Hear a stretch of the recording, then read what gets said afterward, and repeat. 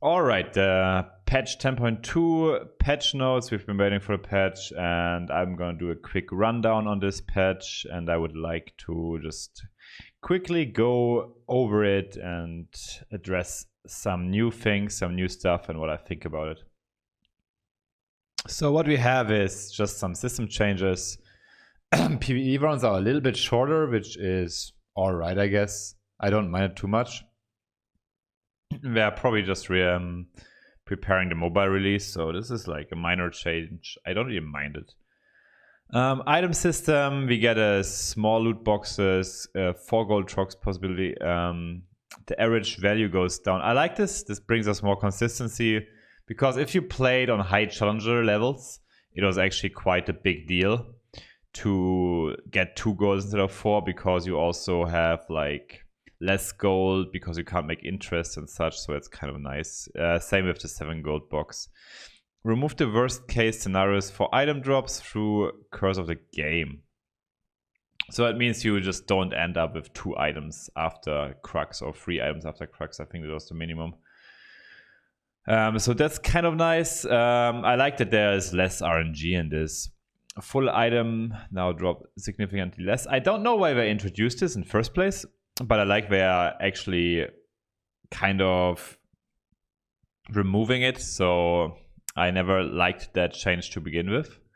Full items only drop if you already, so it's basically all addressed towards the full item drop system. I never liked that one. I think they removed Force of Nature from the carousel, or actually that it drops significantly less. So that's kind of nice as well. Yeah, here drastically reduced the chance. Like, Force of Nature is so powerful, and it was in the full item carousel. It was just the item which always gets picked, so I like they actually removed that one. So there are just some quality of life changes. I don't think we need to go too deep into that these notes here. Just some user interface improvements, and they're also trying to make the mobile launch easier, right? So that's kind of nice. So items, Bramble West, we have it buffed a little bit. So Bramble West is kind of a nice item. It's also one of the newer items.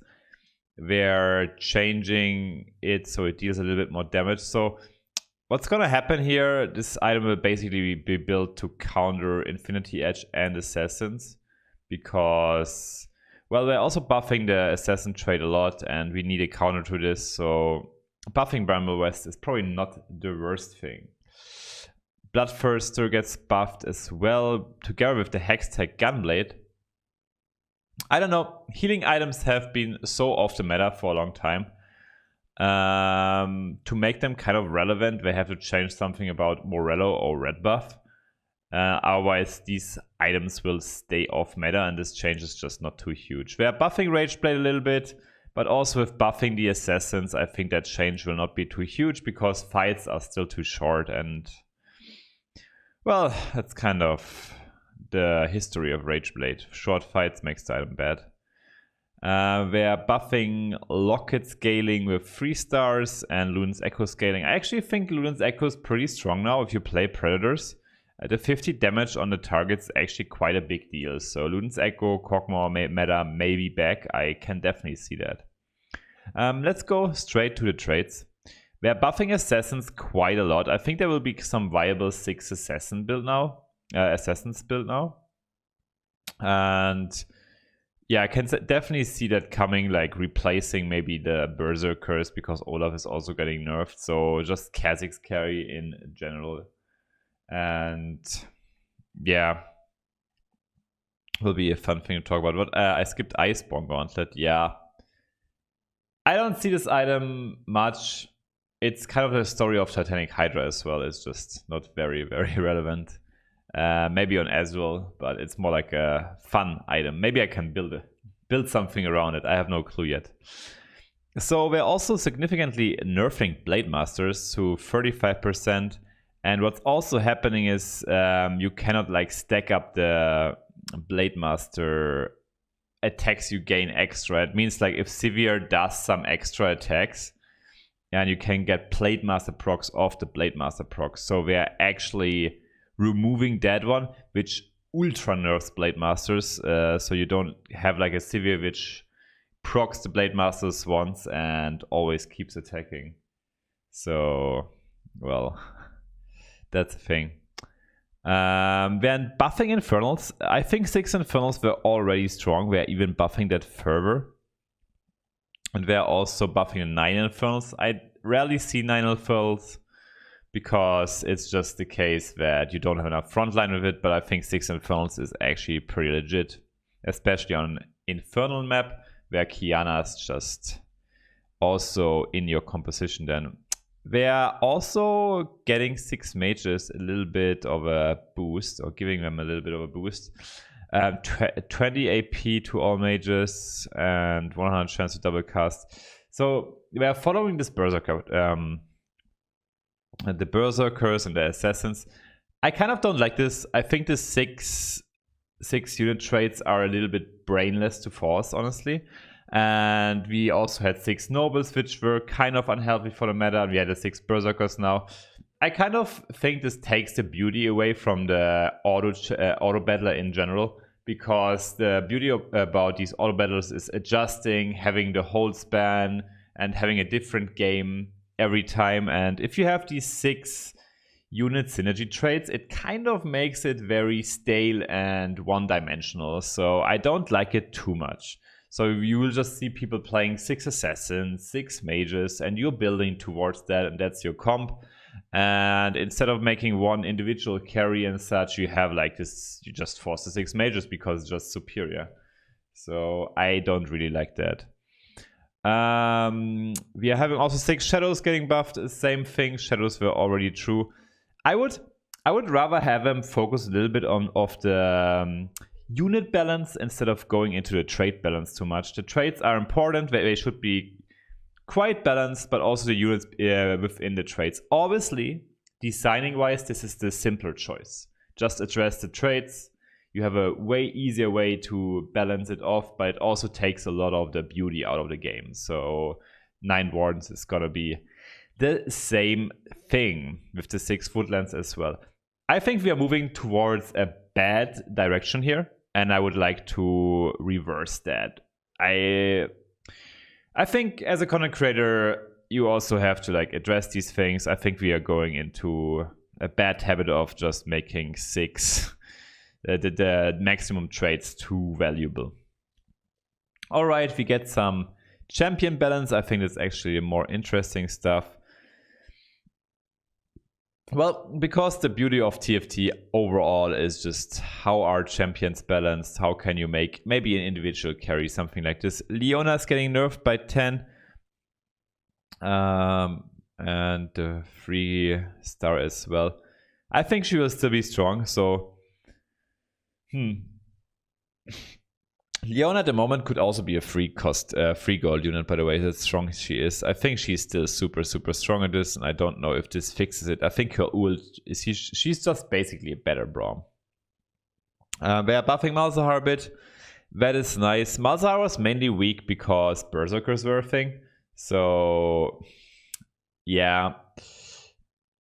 It might be nice against assassins actually, but against any kind of splash damage, yeah. I think Malzahar mid-game carry, I used that actually already, and it's kind of a nice buff. He might be actually super strong now. Especially I like the 3-star buff.